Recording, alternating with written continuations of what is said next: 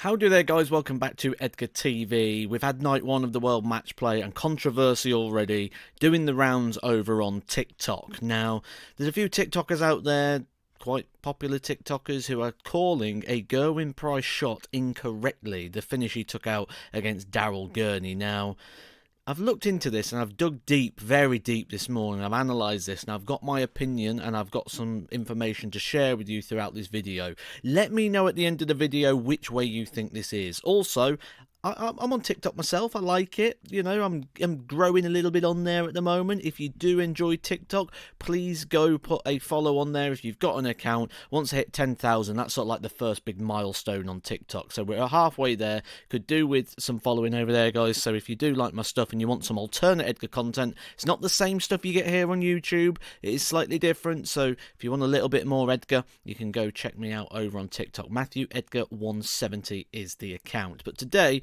we're going to be taking a look at that Gerwyn Price incident. So first of all, let me just show you what happened. This was going into the first break. Gerwyn Price wanted 130. Daryl Gurney sat on tops to make it 3-2. Gerwyn Price treble 20. That's the questionable dart. Camera goes double 5. Price goes bull. Hits the bull. Game shot. Now, the question here is, was dart number 2 the treble 20 or the single 20? Now, first thing I'm going to say is, remember optical illusions. I've covered these sort of loads of times on this channel. You do get these where it looks like it might be somewhere else. Lighting, camera angles can sometimes throw things off a little bit. My camera seems to want to autofocus all the time. Cameras can play up these tricks. But first thing to remember, the referee, Hugh Ware. Very experienced referee. I've got a story on this channel about how he enforces the rules to the strictest degree. I don't think Hugh Ware would make a mistake like this personally, especially through how close he is. Not only that, you've got 2 officials on the stage as well, one either side doing the marking that can see the ball clearly, and Gerwyn Price himself. So the 4 closest people to the incident all believe that was a single 20. So for me, the first thing is human error. Are 4 people going to make the same mistake? That would be my first question. I would hesitate to say no. But let's take a look at this in slow motion, because I can see where the confusion may come. So what I've done is I've zoomed into the incident and slow-moed it, and take a look at this.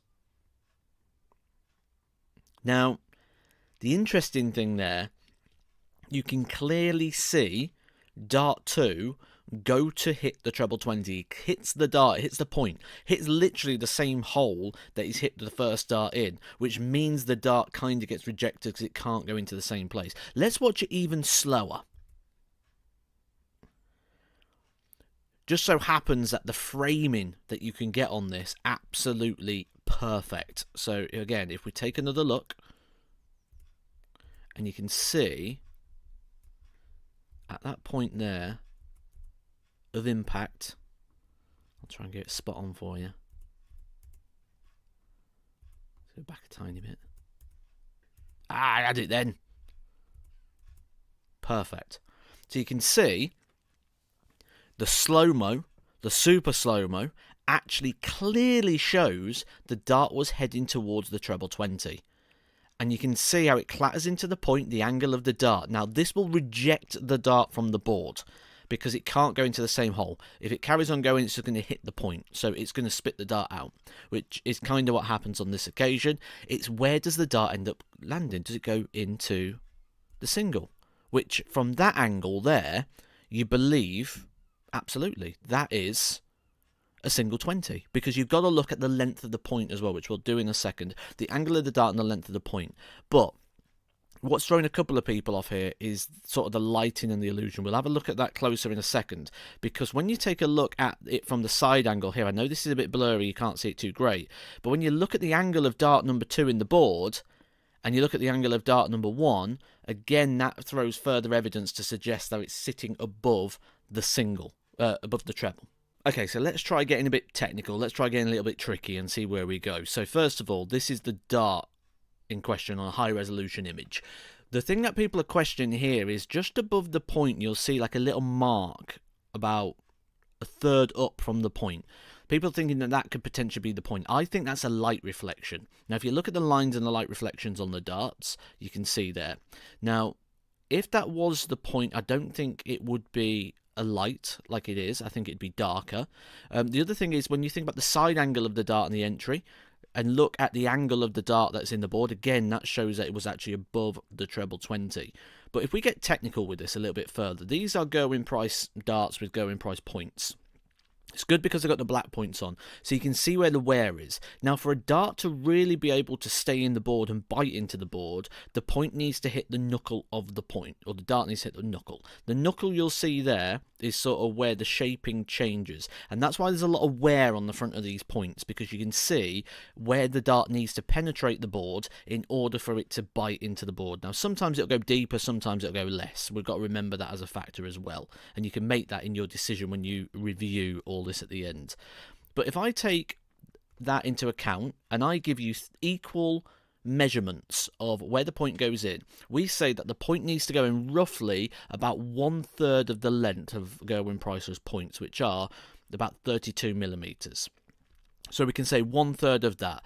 We've got a little bit of room at the top as well, so we can say this is between 9 to 10 millimeters of the point needs to go into the board for it to register and for it to penetrate the board, which means I'm not quite sure this is a treble 20. The reason being, the length of the point would have to be longer than the other darts for this to be a treble 20. If not, what would have happened is the point would have literally just touched the fascia of the board, and the dart is too heavy for it to bite. It needs to go into that distance. Take a look at this, for example. If the point just goes into the board, the dart is too heavy, it's not going to stick in the board. It doesn't matter what's on the front of it, because you've got to think all the weight is behind, it's just going to droop and drop, unless there's a dart to catch it. And again, from that side, we can clearly see that the flight didn't catch the dart, it wasn't resting on the dart, so we can't even say that that was a factor, especially with it kicking off to the side as well.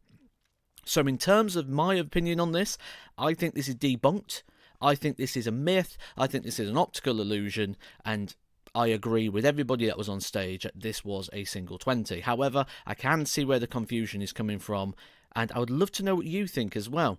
Are you thinking this was a treble 20, or are you going with the single? Let me know down in the comment section, and make sure you subscribe, because I debunk myths or give you all the information and give you all the bits of different angles and everything, and talk all things darts right here on Edgar TV. So make sure you are subscribed, and hopefully the camera will be focused next time. Catch you soon for some more Edgar TV.